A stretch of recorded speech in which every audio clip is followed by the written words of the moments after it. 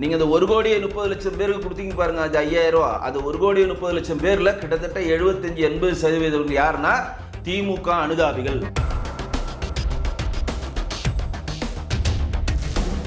சிவா கல்யாணத்தில் போகிறப்போ உங்களுக்கு குதூகலம் வந்துருச்சா? 40 பேர் செத்துறது ஞாபகம் இல்லையா?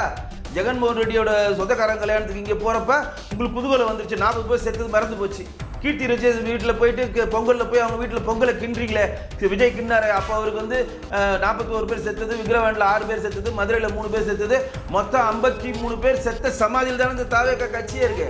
அவர்களுக்காக நினைவு வரல. பல்ல இழிச்சிக்கிட்டு கிண்டியே நீ. திரிஷாவோட நாயை எடுத்துட்டு நாய் பிறந்த நாளுக்கு போய் நாயை எடுத்து கொஞ்சிரியே. அப்போல்லாம் இந்த சோகம் உங்களுக்கு வரலையா?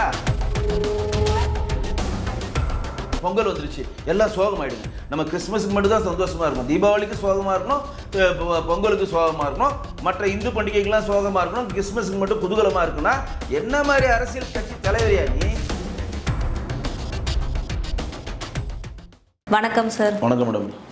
தேர்தல் நெருங்கி வரதால திமுக வந்து இப்போ மக்களுக்கு 5,000 ரூபாய் கொடுத்துருக்காங்க. பெண்களுக்கு சார் உங்களுடைய கருத்து சார்? பெண்களுக்கு 5,000 ரூபாய் கொடுத்தது அஇஅதிமுகவுடைய திட்டத்தினுடைய காப்பி, பாஜக திட்டத்தினுடைய காப்பி. ஏன் அப்படி சொல்கிறேன்னா, ஜனவரி மாதமே ஒவ்வொரு பெண்களுக்கும் தமிழ்நாட்டில் இருக்கக்கூடிய 2,30,00,000 ரேஷன் கார்டுகளில் இருக்கக்கூடிய ஒவ்வொரு பெண்களுக்கும் ரூபாய் 2,000 குலவிளக்கு திட்டத்தின் மூலம் மாண்புமிகு எதிர்க்கட்சி தலைவர் எடப்பாடி அவர்கள் சொன்னார். அதை தான் இவங்க வந்து உடனடியாக நாங்கள் 2027 ஆட்சிக்கு வந்தால், 26 ஆட்சிக்கு வந்ததுன்னா நாங்கள் வந்து 2.0 திமுகவில் நாங்கள் 2,000 ரூபா கொடுப்போம்னு சொல்லி எடப்பாடி அவர்கள் சொன்ன விஷயத்தை காப்பி அடிச்சிருக்காங்க. ரெண்டாவது என்ன காப்பினா, நம்ம பண்டிகை காலங்களில் கரீப் கல்யாண் யோஜனா திட்டத்தில் 3 மாதத்துக்கு மொத்தமாக தானியத்தை கொடுக்கணும்னு சொல்லி ஒரு ஆர்டரை சென்ட்ரல் கவர்மெண்ட் போட்டாங்க. அது என்னன்னா, பண்டிகை காலங்களில் யாருன்னா போய் ரேஷன் கடையில் போய் நீங்கள் 20 கிலோ அரிசியை கரீப் கல்யாண் யோஜனா திட்டத்தில் வாங்கினீங்கன்னா உங்களுக்கு 3 மாதத்துக்கான அரிசியை அப்பயே கொடுத்துருவாங்க. 60 கிலோ அரிசியும் 3 கிலோ பருப்பையும் கொடுத்துருவாங்க. இந்த திட்டத்தை வந்து தமிழக அரசு ஃபாலோ பண்ணாமல், எங்ககிட்ட போதிய இடவசதி இல்லை, எங்கள்கிட்ட மேன் பவர் இல்லை, குடோன்ஸ் இல்லை அப்படின்னு சொல்லி தமிழக அரசு திட்டத்தை ஃபாலோ பண்ணல. ஆனால் அந்த திட்டம் எப்படி செயல்படுத்தப்பட்டதுன்றத அதையும் ஃபாலோ பண்ணி பாஜகவும் அஇஅதிமுகவும் கொண்டு வந்த 2 திட்டங்களை முன்மாதிரியாக எடுத்துக்கொண்டு இன்றைக்கு தமிழ்நாட்டில் இருக்கக்கூடிய வெறும் 1,30,00,000 ரேஷன்தார் அட்டைக்குள்ள மகளிருக்கு மட்டும் வழங்கியிருக்காங்க. 1 கோடி மகளிர் இன்றைக்கு குறிப்பாக திருப்பூரில் தாசில்தார் அலுவலகத்திற்கும் வருவாய்த்துறை அதிகாரிகளுக்கும் அந்த 1 கோடி மக்கள் வந்து எங்களுக்கு ஏன் நீங்கள் கொடுக்கலன்னு சொல்லி சண்டை போட்டு கொண்டிருக்கிறார்கள். தேவையில்லாமல் இதை கொடுத்து பெண்களிடம் ஒரு மிகப்பெரிய ஒரு கொந்தளிப்பை இந்த திமுக அரசாங்கம் ஏற்படுத்தி இருக்கிறது அப்படின்றதா நிதர்சனமான உண்மை. அதனால தான் எடப்பாடி அவர்கள் அழுத்தம் திருத்தமாக மேனிஃபெஸ்டோவில் சொல்லியிருக்காரு, 2,30,00,000 இருக்க ரேஷன் கார்டில் 2,30,00,000 மகளிருக்கு நாங்கள் குலவிளக்கு திட்டத்தின் மூலம் ரூபாய் 2,000 கொடுப்போன்றது ரொம்ப தெளிவாக சொல்லியிருக்காரு. அப்போ இந்த திட்டத்தை முழுமையாக ஏன் செயல்படுத்துகிறாங்க அப்படின்னு நீங்கள் நினச்சிக்கலாம். இந்த திட்டம் என்னது? 5,000 ரூபா கொடுத்துட்டாங்க. என்ன சொல்கிறாங்க திமுக? சாதனை நாங்கள் 5,000 ரூபா கொடுத்துட்டோம், 5,000 ரூபா கொடுத்துட்டோம். 5,000 ரூபா அவங்க கொடுக்கவே இல்லை. அவங்க கொடுத்தது வெறும் 2,000 தான். எப்படின்னா, பிப்ரவரி, மார்ச், ஏப்ரல் இந்த 3 மாதத்துக்கு உண்டான பணத்தை உங்களுக்கு அட்வான்ஸாக கொடுத்துட்டாங்க. இப்போ 15ஆம் தேதி மகளிர் உரிமை தொகை வாங்கினவங்களுக்கு பிப்ரவரி மாதம் வர வேண்டியதை இப்பயே கொடுத்துட்டாங்க. மார்ச், ஏப்ரல் கொடுத்துட்டாங்க. இப்போ மார்ச்சுக்கும் ஏப்ரலுக்கும் மகளிர் உரிமை தொகை அவங்களுக்கு வராது. 3 மாதம் அட்வான்ஸாக கொடுத்துட்டாங்க. 50 லட்சமாக கொடுத்தாங்க, 3,000 ரூபா அட்வான்ஸாக கொடுத்துருக்காங்க. ஏன் இதை அவசரமாக திமுக அரசாங்கம் டிஎன்பிசி எக்ஸாமை வந்து கண்ணும் காதும் வச்சு அதிகாரிகளை வந்து துரிதப்படுத்தி அதிகாரிகளிடம் வேலை வாங்கி அந்த எக்ஸாமுக்கு கரெக்டாக நடத்தாமல் பாதி பேப்பர் எழுதினோடனே எக்ஸாம் கேன்சல்னு சொன்ன நிர்வாக திறனற்ற இந்த அரசு இந்த விஷயத்தில் உரிமை தொகையில் 5,000 ரூபா கொடுப்பதில் மட்டும் சரியாக யாருக்கும் தெரியாமல் அந்த டோட்டல் அரசு எந்திரமே வேலை செஞ்சுருக்குது. இது எவ்வளோ பெரிய மடத்தனம் பாருங்க. ரொம்ப ரகசியமாக செய்கிறாங்களா? என்ன ரகசியம் இவங்க செஞ்சாங்கன்னா, தேர்தலுடைய தேதி அறிவிக்கப்பட்ட பிறகு நீங்கள் பழைய திட்டங்களை எல்லாத்தையும் ஃபாலோ பண்ணலாம், யாரும் எதுவும் கேட்க மாட்டாங்க. இதே இப்போ வந்து மே மாதத்தோட முதலமைச்சர் மு க ஸ்டாலின் அவர் ஆட்சி முடிந்தாலும் காற்பந்து அரசாங்கமாக அவர் தான் முதலமைச்சராக தொடங்குவார். அடுத்த தேர்தல் நடந்து யார் வந்து அமைச்சரவை தேர்ந்தெடுத்து யார் முதலமைச்சராகிறாங்களோ அதுவரையும் தமிழ்நாட்டின் முதலமைச்சராக காற்பந்து முதலமைச்சராக திரு மு க ஸ்டாலின் தான் இருப்பார். அதுவரையும் அரசாங்கம் செய்திருந்த எல்லா திட்டங்களுக்கான பயன்களை மக்கள் அடைந்து கொண்டுதான் இருப்பாங்க. இப்ப தேர்தல் அறிவிச்ச உடனே மகளிர் தொகை வரும், தேர்தல் அடிச்ச உடனே முதியோர் உதவி தொகை வரும், தேர்தல் தேதி அறிவிச்ச உடனே தவப்புதவி திட்டத்திற்கு கீழே 1,000 ரூபாய் வரும், தேர்தல் அறிவிச்ச உடனே. அப்ப எல்லா வருமானத்துக்கான திட்டங்களை எதையுமே தேர்தல் கமிஷன் ஸ்டாப் பண்ணாது. எதை ஸ்டாப் பண்ணும் அப்படின்னா, இப்போ இவங்க கொடுக்குறாங்க பாருங்க, கோடைக்கால சிறப்பு நிதி 2000, அது வந்து புது திட்டம். அந்த திட்டத்தை தேர்தல் அறிவிச்சிட்டீங்கன்னா நீங்கள் இம்ப்ளிமெண்ட் பண்ண முடியாது. ஆட்டோமேட்டிக்காக தேர்தல் கமிஷன் சொல்லுவோம், நீங்கள் பழைய திட்டங்களை தொடர்ந்துக்க, புது திட்டங்களை அறிவிக்கிறது நாங்கள் ஒத்துக்க மாட்டோன்றாங்க. அதை உடனடியாக கொடுக்கணும். அதை வெறும் 2000 கொடுத்து நம்ம வந்து அரசு கஜா நம்மளுடைய கட்சி பணத்தை கொடுத்து மக்களுக்கு ஓட்டுக்கு பணத்தை கொடுக்கறத விட இந்த 3000ம் இந்த 2000ம் சேர்த்து கட்சி பணத்தில், அதாவது கட்சி பணத்தில் வந்து செலவு பண்ண வேண்டியதை அரசாங்க பணியத்திலே செலவு பண்ணிக்கலாம். உங்களுக்கு இங்கே இருக்க கல்லூரிக்காக சொல்லணும்னா, ஊரா மூட்டு நெய்யே பொண்டாட்டி கையேன்னு என் வீட்டு பணத்தை எடுத்து அவங்களுடைய தேர்தலில் பெரிய ஆள் ஆகிறதுக்கு அவங்க கொடுத்த மாதிரி ஒரு கட்டமைப்பை இது திமுக அரசாங்கம் ஏற்படுத்துகிறது. யாருன்னா வழக்கு தொட்டுருவாங்க, யாருன்னா இதை வந்து மொத்தமாக கொடுக்குறத ஸ்டாப் பண்ணிடுவாங்கன்னு பயந்து கண்ணும் காதும் பட்சமாகி அந்த அரசு, இந்த ஒட்டுமொத்த அரசு இயந்திரமும் வேலை செய்திருக்கிறது. இந்த ஒட்டுமொத்த அரசு இயந்திரமும் ஏன் கஞ்சா ஒழிப்பில் வேலை செய்யல, இந்த ஒட்டுமொத்த அரசு ஏன் பாலியல் பிரச்சனை வேலை செய்யல, இந்த ஒட்டுமொத்த அரசு இயந்திரமும் இங்க இருக்க போராட்ட களத்துக்கான போராட்டங்களை களையறதுக்கான அந்த முன்னெடுப்பை ஏன் செய்யல, இந்த ஒட்டுமொத்த அரசு இயந்திரம் அரசு தேர்வை உருப்படியாக நடத்த முடியாத இந்த அரசு இருக்கிறப்ப இதை மட்டும் தெளிவா செஞ்சிருக்காங்க. அப்ப இந்த 2000 கோடைக்கால சிறப்பு நிதினு ஒரு அல்வாவை கிண்டி கொடுத்துருக்காங்க. 2021 ஆட்சிக்கு வந்தாங்க, 22, 21, 22, 24,000 பெண்டிங் இருக்கு. அப்ப நீங்க என்ன பண்ணணும், 5000 + 24,000 கொடுத்துருக்கணும். இது தனி. 1,20,000 முன்னாடி கொடுத்தாங்க. இப்ப இடையில உங்களுடைய ஸ்டாலின் திட்டத்தின் மூலம் 10 முகாம் போட்டு 17 லட்சம் பேர் சேர்த்தாங்க. இந்த 17 லட்சம் பேருக்கு எவ்வளவு வரணும், 6 மாசத்துக்கு 6 வருஷத்துக்கு உண்டான மகளிர் உரிமை தொகை வரணும். எவ்வளோ, 12,000, 24,000, 36,000, 40, கிட்டத்தட்ட 50,000 ரூபா அவங்களுக்கு வரணும். 50,000 + இந்த 5,000 அவங்களுக்கு கொடுத்துருங்க. அதுக்கும் அல்வா. சரி, இதெல்லாம் அல்வா கொடுத்தீங்களே, எல்லா மகளிர் கொடுத்தீங்களா? இல்லை. 1.5 கோடி பேரில் 1,30,00,000, மிச்சம் 1 கோடி பேர், 2.5 கோடி பேரில் 1,30,00,000 பேர் கொடுத்துருக்கீங்க. இன்னும் 1 கோடி பேர் கொடுக்கவே இல்லை. அவங்களாம் மிக கோபத்தில் திமுக மேலே இருக்கிறாங்க. அப்போ ஒரு திட்டத்தை செயல்படுத்துறப்ப இது என்ன மாதிரி வினைக்கு போகும், என்ன மாதிரி எதிர்வினை ஆற்றும் கண்டிப்பாக திமுக தெரியும். தமிழ்நாடு இருக்கக்கூடிய ஒட்டுமொத்த மகளிர்களை கிட்டத்தட்ட ஒரு 50% மகளிர் வந்து மிகப்பெரிய ஒரு கோபத்தில் இருக்கிறார்கள். ஏன் அப்படின்னா, நீங்க அந்த 1,30,00,000 பேருக்கு கொடுத்தீங்க பாருங்க, அது 5,000 ரூபா. அது 1,30,00,000 பேர்ல கிட்டத்தட்ட 75-80% யாருன்னா திமுக அனுதாபிகள். அங்க திமுக காரன் கார் வச்சிருக்கான், வீடு வச்சிருக்கான், இன்கம் டாக்ஸ் கட்டுறான், எல்லாருக்கு அவனுக்கு 5,000 ரூபா போகுது. சாமானியனா ஒருத்தர் இருக்கு, ஏழைக்கு போல, அந்த ஏழை வரிஞ்சு கட்டிட்டு வருவாய்த்துறைக்கு போறான், அந்த ஏழை வரிஞ்சு கட்டிட்டு தாசில்தார் ஆஃபீஸ் போறான். ஏங்க மாடி வீட்டில் இருக்கிறாங்க, அவங்களுக்கு என்னங்க குறை, அவங்களுக்கு ஐடி கட்டிட்டு இருக்காங்க, பெரிய வாடகை வருது, அவங்களுக்கு கார் வச்சிருக்காங்க, பங்களா இருக்கு, அவங்களுக்கு 5,000 ரூபா போகுது. நாங்கள் இங்கே கஷ்டப்பட்டு இருக்கோம், எங்களுக்கு கொடுக்கல. அப்போ திமுக முன்னே கேள்வி வைக்கிறோம், எந்த அடிப்படையில் நீங்கள் கொடுக்குறீங்க? தகுதி வாய்ந்த மகளிர்னா திமுகவுக்கு ஓட்டளிப்பவர்கள் மட்டும்தான் தகுதி வாய்ந்த மகளிரா? திமுகவுக்கு எதிராக வாக்களிச்சவங்க அவங்க தகுதி வாய்ந்த மகளிர் இல்லையா? அதை தான் எடப்பாடி சொன்னார். கட்சி பேதமின்றி தமிழ்நாட்டில் இருக்கக்கூடிய 2,30,00,000 ரேஷன் கார்டு அட்டைதார் இருக்கக்கூடிய ஒவ்வொரு மகளிருக்கும் குலவிளக்கு திட்டம் மூலம் 2,000 ரூபாய் நாங்கள் கொடுப்போம் அப்படின்னு. இந்த திட்டத்தை கொடுத்தது இங்கே இருக்கக்கூடிய மக்களுக்கு நன்றாக தெரிந்து விட்டது. அவர்கள் பணத்தை முன்னாடி அட்வான்ஸாக கொடுத்துருக்காங்க. எக்ஸ்ட்ரா 2,000 ரூபா ஒரு அல்வா கட்டி கொடுத்துருக்காங்க. கோடைக்கால சிறப்பு நிதின்றது மக்களுக்கு புரிஞ்சிருச்சு. இது மூலம் இங்கே பெரிய ஒரு மாற்றம் வரும்னு நினச்சா கண்டிப்பாக வராது. சார், இப்போ இந்த 5,000 ரூபாய்க்கு அவங்க கூட்டணிக்குள்ளே இருக்கக்கூடிய காங்கிரஸில் இருக்கக்கூடிய பிரவீன் சக்கரவர்த்தி கூட சொல்லியிருக்காரு, இந்த 5,000 ரூபாய் கொடுத்தனாலலாம் வெற்றி பெற முடியாதுன்ற மாதிரி. இல்லை, அது ஒரு சொன்னது உண்மைதாங்க.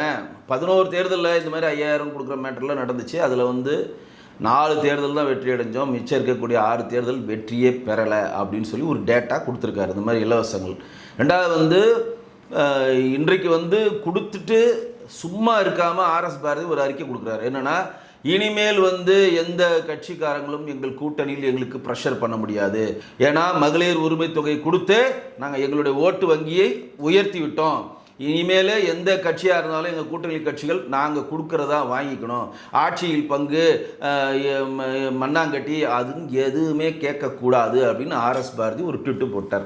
சும்மா இல்லாமல் வாலண்டியாக வம்பிழுக்கிறானுங்க. அதுக்கு பிரவீன் சக்கரவர்த்தி ஒன்று போடுறாரு. என்ன போடுறாருன்னா, ஆர்எஸ் பாரதி அவர்களே, நீங்கள் 5,000 ரூபா கொடுத்ததுனால உங்கள் ஓட்டு வங்கி எதிர்ச்சுன்னு தயவு செய்து நினைக்காதீங்க. 5,000 ரூபான்றது ஒரு நல்ல திட்டம். ஆனால் இதனாலே மக்கள் உங்களுக்கு ஓட்டு போட நீங்கள் கனவு காணாதீங்க. ஆல்ரெடி எடுத்த டேட்டா எடுத்தீங்கன்னா 11 தேர்தலில் 11 மாநிலத்தில் நடந்த தேர்தலில் இதே மாதிரி பல இலவசங்களை கொடுத்த தேர்தலில் 4 தான் வெற்றி பெற்றிருக்கு, மிச்சம் 6 தோல்வியை தடுத்திருக்கு அப்படின்னு சொல்லி எதிர்வினை ஆற்றியிருக்கார். அதே மாதிரி மாணிக் தாக்கூரும் மிகப்பெரிய எதிர்வினையை ஆற்றியிருக்கார்.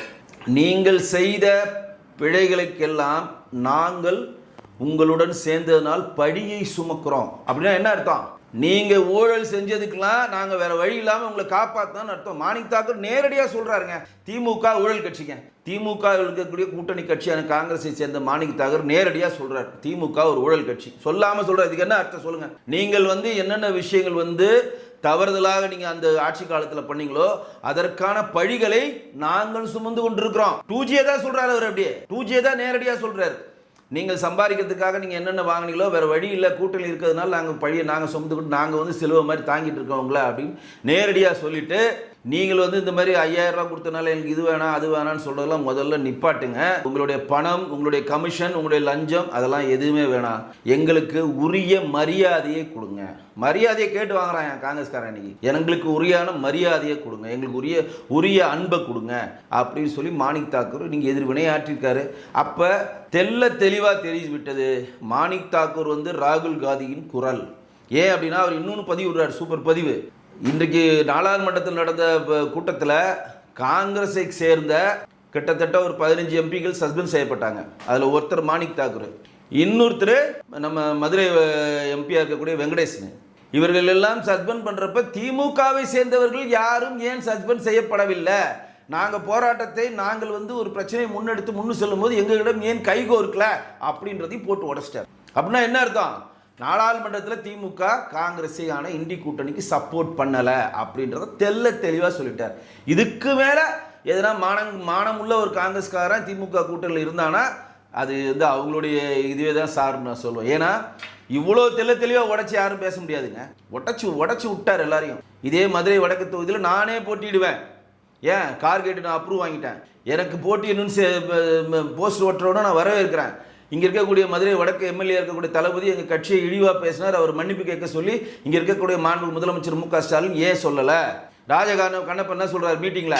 வந்தா வரட்டும், வராட்டி போவோம், ஒருத்தர் 2 பேர் அங்கிட்டு உரண்டை எழுத்துக்கினே இருக்கிறான், அவனை அடிச்சு தோத்தினா காங்கிரஸ் ஒன்று இருக்காதுன்னு சொல்லி அவர் மீட்டிங்கில் பேசியிருக்காரு. அதை ஏன் மாண்பு முதலமைச்சர் திரு மு க ஸ்டாலின் கண்டிக்கலை? இதெல்லாம் கரெக்டு தானேங்க. சொந்த வீட்டில் கண்ணாடி வீட்டிலதே கண்ணில் வச்சிங்கன்னா என்னங்க ஆகும்? அப்போ இந்த கூட்டணி ஜெல்லாவல. திமுக ஒரு ஊழல் கட்சின்னு இதனால் வரையும் பாஜகவும் அஇஅதிமுகவும் சொல்லி கொண்டிருந்தது. இன்றைக்கு திமுக கூட்டணியில் இருக்கக்கூடிய காங்கிரஸே சொல்லாமல் சொல்லுகிறது திமுக ஒரு ஊழல் கட்சி என்று. சரி, இப்போ நயினார் விஜய் விமர்சனம் பண்ணியிருந்தாரு. விஜய் வீட்டை விட்டு வெளியே வரணும், த்ரிஷா விட்டு வெளியே வரணுன்ற மாதிரி. அதுக்கு எல்லா கட்சியினருமே அவங்களுக்குள்ள இருக்கக்கூடிய கட்சிகளுமே விமர்சனம் பண்ணாங்களே. இல்லை, எதுக்கு விமர்சனம் பண்ணுறதுக்கு என்ன இருக்குது? அவர் என்ன தவறாக சொல்லிட்டார் எனக்கு ஒன்றும் புரியல. அவர் என்ன சொன்னார்? விஜய் த்ரிஷா வீட்டை விட்டு வெளியில் வரணும், அந்த சினிமா மோகத்தை விட்டு வெளியே வரணும். த்ரிஷாவிடன் வீட்டுக்கு நாயோட பிறந்தநாளுக்கெல்லாம் அவர் போய் கொண்டாடுறாரு. கீர்த்தி சுரேஷனுடைய கல்யாணத்துக்கு அவர் போய் முதல் ஆளாக நிற்கிறாரு. நம்ம ஜெகன்மோகன் ரெட்டியோடைய உறவுக்கார கல்யாணத்துக்கு எங்கே போகிறாரு? லீமெடியன் ஹோட்டலில் போய் முதல் ஆளாக நிற்கிறாரு. ப்ரொடியூசர் டி சிவா அவருடைய கல்யாணத்துக்கு போய் முதல் ஆளாக நிற்கிறாரு. நம்ம ஜேபிஆர் காலேஜினுடைய நிறுவனர் ஜேபிஆருடைய மகளுடைய சொந்தக்கார கல்யாணத்திலாம் முன்னாடி நிற்கிறாரு. ஆனால் பாதிக்கப்பட்ட செத்த விக்கிரவாண்டியில் செத்த 6 பேர் வீட்டுக்கு போகல, மதுரையில் செத்த 3 பேர் வீட்டுக்கு போகல, கரூரில் செத்த 41 வீட்டுக்கு போகல, இப்போ லேட்டஸ்டாக செத்த சேலக்கார வீட்டுக்கும் போகல, அனுதாபம் தெரிவிக்கல. அவர்கள் குடும்பம் என்ன ஆச்சுன்னே பார்க்கல. அப்போ இந்த சினிமா மோகத்தை விட்டு த்ரிஷா வீடு, கீர்த்தி சுரேஷ் வீடு, டி சிவா வீடுன்ற இந்த மோகத்திலேருந்து வெளியில் வரணும்னு தான் அவர் சொல்லியிருக்காரு. இங்கே இருக்கும் ஒவ்வொருத்தரும் ஒரு கதையை கட்டுறான். சினிமா மோகம். அப்போ நீங்கள் சோகத்தில் இருக்கிறீங்கன்னா டி சிவா கல்யாணத்தில் போகிறப்போ உங்களுக்கு குதூகலம் வந்துருச்சா? 40 பேர் செத்துறது ஞாபகம் வரலையா? ஜெகன்மோகன் ரெட்டியோட சொந்தக்காரன் கல்யாணத்துக்கு இங்கே போகிறப்ப உங்களுக்கு குதூகலம் வந்துருச்சு, 40 பேர் செத்துறது மறந்து போச்சு. கீர்த்தி ரஜேஷ் வீட்டில் போயிட்டு பொங்கலில் போய் அவங்க வீட்டில் பொங்கலை கிண்டுறீங்களே, விஜய் கிண்டாரு. அப்போ அவருக்கு 41 பேர் செத்தது, விக்கிரவாண்டில் 6 பேர் செத்தது, மதுரையில் 3 பேர் செத்தது, மொத்தம் 53 பேர் செத்த சமாதியில் தானே இந்த தாவேக்கா கட்சியே இருக்கு. அவர்களுக்காக நினைவு வரல. பல்ல இழிச்சிக்கிட்டு கிண்டியே நீ. த்ரிஷாவோட நாயை எடுத்துட்டு நாய் பிறந்த நாளுக்கு போய் நாயை எடுத்து கொஞ்சிரியே. அப்போல்லாம் இந்த சோகம் உங்களுக்கு வரலையா? அது என்னப்பா எங்களுக்கு புரியலை. உங்களுக்கு தேவைன்னா உங்களுக்கு சோகம் வரணும், உங்களுக்கு தேவையில்லைன்னா நம்ம அமைதியாக இருக்கணும். அப்படியே தீபாவளி கொண்டாடக்கூடாது, 40 பேர் செத்துட்டாங்க, எல்லாம் தீபாவளி கொண்டாடாமல் புறக்கணிங்க. அப்படியே கிறிஸ்மஸ் குதூகலமாக எல்லாரும் வாங்க, கிறிஸ்மஸ் கொண்டாடுங்க, கேட்க வெட்டுங்க, மாற்றி விட்டுங்க, கண்ணாடி போடுங்க, கேட்க வெட்டுங்க, எல்லாரும் பேசுங்க. அப்படியே அப்படியே அப்படியே பூரிப்பின் உச்சத்துக்கு போகிறாரு. டாயிங்கின்னு மறுபடியும் பொங்கல் வந்துன்னா எல்லாம் சோகமாயிடுங்க. பொங்கல் வந்துருச்சு, எல்லாம் சோகமாயிடுங்க. நம்ம கிறிஸ்மஸுக்கு மட்டும்தான் சந்தோஷமாக இருக்கணும், தீபாவளிக்கு சோகமாக இருக்கணும், பொங்கலுக்கு சோகமாக இருக்கணும், மற்ற இந்து பண்டிகைக்கெல்லாம் சோகமாக இருக்கணும், கிறிஸ்மஸுக்கு மட்டும் குதூகலமாக இருக்குன்னா என்ன மாதிரி அரசியல் கட்சி தலைவரியா நீ? எனக்கு புரியலையே. எனக்கு இல்லை, எங்களை முட்டாளாக்கிட்டுருக்கீங்களா? நீங்களாம் முட்டாள், உங்கள் கூட இருக்கலாம் முட்டா பீஸ்னு எங்களுக்கு நல்லா தெரியும், அதை பற்றி கவலை இல்லை. ஆனால் எங்களுடைய மாநில தலைவர் கரையாக உங்களுக்கு அட்வைஸ் சொல்லியிருக்கார். இதனால் வரையும் விஜயை எங்கேயாவது அவர் விட்டு கொடுத்து பேசியிருக்கிறாரா? விஜய் மேல் பழி சுமத்திருக்காரா? விஜயை பற்றி அவதூறா பொது வழியில் பேசியிருக்காரா? புதுக்கோட்டையில் நடந்த கூட்டத்தில் கூட எங்களுடைய மாநில தலைவர் 41 பேர் செத்ததுக்கு காரணம் திமுக தான் சொன்னார். தாவேக்கான அவர் எந்த இதுலையும் யூஸ் பண்ணல. எல்லா கூட்டணியிலும் இந்த 41 பேர் செத்ததுக்கு திமுகவுடைய திறனற்ற ஆட்சி தான் சொல்லி பதிவு பண்ணியிருக்காரு. தாவேக்கா அவர் தொட்டதே இல்லை. நீங்கள் ஏறி நின்று பாஜக ஆன்வீங்க, ஏறி நின்று ஊழல் கட்சி தேசிய ஜனநாயக கூட்டத்தில் இருக்கவங்களாம் அடிமை கட்சி, நீங்கள் எது கம்ப சுற்றினா உங்களை பார்த்துட்டு வேடிக்கை பார்த்துட்டு வெண்சாமரை வீசிட்டு இருப்பாங்களா? நீங்கள் என்ன வினை ஆற்றீர்களோ அதற்கான எதிர்வினையை நாங்கள் ஆற்றுவோம். நாங்கள் காற்று சும்மா இருந்தாலும், மரங்கள் சும்மா இருந்தாலும் காற்று விடுவதில்லைன்னு நாங்கள் எங்கள் போக்கில் போக்கிட்டு இருக்கோம். அண்ணாமலைஜி சொன்ன மாதிரி தான் சொல்கிறோம். பாஜகவை தாக்கி விஜய் அவர்கள் பொது வழியில் பேசினா சும்மாவே நாங்கள் கத்துவோம். எங்களுக்கு சலங்கை கட்டி விட்டிங்கன்னா கத்துவோம். இதில் எந்த ஒரு மாற்றம் இல்லை. எங்களுடைய மாநில தலைவர் சொன்னதை இங்கே இருக்கவங்க எல்லாம் தப்பாக புரிஞ்சு, அது திமுக சொல்கிறதெல்லாம் எனக்கு காமெடின்னு உச்சம். தமிழிசை தங்கப்பாண்டியன் அவங்க வராங்க, ஐயோ இந்த மாதிரி சொல்லிட்டாரு தயனார் அவர்கள், எங்களுக்கால பொறுக்க முடியல, எங்களுக்கு அவமானமாக இருக்குன்னு திமுகவை சேர்ந்தவர்களாம் வராங்க. ஐயா, சிவாஜி கிருஷ்ணமூர்த்தின்னு ஒருத்தரை வச்சிருக்கீங்களா? இன்னைக்கு வரையும் நாரிட்டு இருக்கியா திமுக பற்றி? அவ்வளோ அவதூறாக பேசுகிறார். இன்னைக்கு வழக்கு வாங்கி 2 வருஷம் சிறை தண்டனை போகிறாரு. குஷ்புவை பற்றியும் நம்மளுடைய அண்ணாமலைஜி பற்றியும் இதுக்கு மாண்புமிகு மேதக ஆளுநர் பற்றி பொது வழியில் பேசி நீங்கள் வழக்கு வாங்கி இன்னைக்கு 2 வருஷம் கடுங்காவல் தண்டனை சென்னை உயர்நீதிமன்றம் அவர் கொடுத்துருக்கு. இந்த மாதிரி ஒரு ஆளை வச்சுக்கிட்டு நீங்களாம் நாயனாரை பற்றி பேசுவது அபத்தச்சின் உத்தம். சரி இப்போ நயினார் சொல்லியிருக்காரு இபிஎஸ் தான் முதல்வர் அப்படின்னு உறுதியாக சொல்லியிருக்காரு சார்.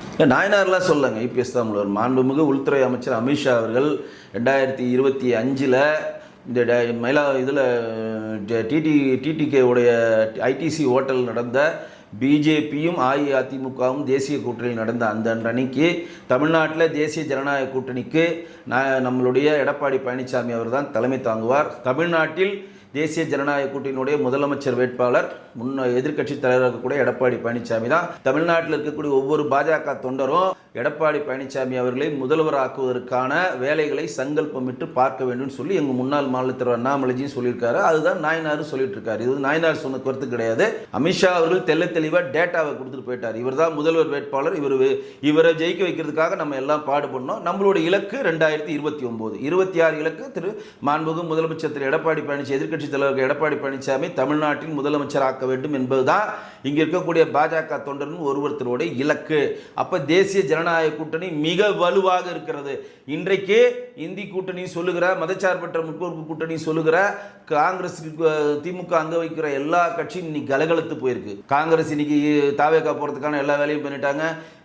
திருமாவளவன் 2 இலக்கா வேணும், இல்லாட்டி நாங்கள் போட்டியிட மாட்டோம். ராமதாஸ் நாங்கள் கண்டுப்போம் பொதுவெளியில் சொல்றாரு. அதே மாதிரி இவர் நம்ம கம்யூனிஸ்ட் 2 இலக்குகள் வேணுன்றாங்க. எல்லாரும் 2 இலக்கு வேணும், 2 இலக்கும் வேணும்னு சொல்கிறாங்க. ஸோ இன்றைக்கு கலகலத்து என்ன பண்ண போகிறோன்னு தெரியாமல் மாண்புக்கு முதலமைச்சர் திரும்ப முடித்து கொண்டு மக்களை நம்ம நேரடியாக சந்தித்து ஓட்டு வாங்கலான்னு சொல்லி என் வீட்டு பணத்தை எனக்கே எடுத்து கொடுத்துட்டு அவர் கொடுத்த மாதிரி ஒரு டிசைனை ஏற்படுத்துகிறாரு. ஆனால் எங்களை மாதிரி ஆட்கள் பொது வழியில் சொல்லி கொண்டிருக்கிறோம். 5000 ரூபா உங்களுக்கு வந்தது, 3000 ரூபா உங்களுக்கு வர வேண்டிய பணம், 2000 ரூபாவும் நம்ம பணம் தான், அதை கோடைக்கால சிறப்பு நிதியும் சொல்லி கடனை வாங்கி கொடுத்திருக்கிறார்கள். இன்னும் சொல்லப்போனால் அவர் பிற்படுத்தோர் ஆதி திராவிடர் நலத்துறைக்காக மேம்பாட்டுக்காக வைக்கப்பட்ட 11,000 கோடி நிதியை எடுத்து 6,000 கோடியை இவர்கள் செலவழிச்சிருக்காங்க கூட நாங்கள் ஒன்று வச்சிருக்கோம். அதற்கு இன்னும் அவங்க பதில் சொல்ல பொறுத்திருந்து பார்ப்போம். சார், உதயநிதி சொல்றாரு விஜய அரசியலை இவர் என்டர்டைன்மெண்ட்டாக பார்த்துட்டு இருக்காருன்னு. அது உதயநிதி சொல்றதுக்கு விஜய் சொல்றதெல்லாம் இப்போதான் உதயநிதி பேசியிருக்காரு. முன்னாடி கேட்கறதுக்கு விளையாட்டு செய்திகள் நான் பார்க்கறது இல்லைன்னு போனார் அவர். இதே விக்கிரவாண்டி செய்திகள், விக்கிரவாண்டி கூட்டத்தை தாவேக்கா நடத்துறப்ப உதயநிதிட்ட போய் மைக்கை நீட்டுறாங்க. இந்த மாதிரி விஜய் தாவேக்கால ஒரு கூட்டம் நடத்துறாரு விக்கிரவாண்டியில்ன்றப்ப அவர் சிரிச்சுட்டு விளையாட்டு செய்திகள் நான் பார்க்கறது இல்லை நக்கல் அடிச்சாரு. இன்றைக்கு அவங்க ஓரளவு வளர்ந்து நிற்கிறதை பார்த்து அவர்கள் சொல்றாரு. அப்படி அது எப்படின்னா உதயநிதி சொல்றதே ஓரளவு நம்மளும் ஏற்றுப்போம். ஏன்னா இன்னைக்கு ஒரு கட்டமைப்பு இல்லாமல் விசிலடிச்சாங்குச்சிகள் வைத்து வென்றெடுக்கலான்ற ஒரு டிசைனுக்குள்ளேயே விஜய் சார் இருக்காரு. அதை விட்டு வெளியில் வரணும். நடிக்கிறதை திரையோடு நிற்க வேண்டும். தரையில் நீங்கள் நடிக்கக்கூடாது. தரையில் நீங்கள் நடிக்க வச்சிங்கன்னா அரசியலிருந்து விரட்டி துரத்தப்படுவீர்கள் அப்படின்றதுக்கு நிறைய உதாரணங்கள் விஜய் செய்து கொண்டிருக்கிறார். கண்டிப்பாக இது ஓட்டளிக்கிறப்ப மக்கள் இதை புரிந்து கொள்வார்கள். மிக்க நன்றி சார். நன்றி.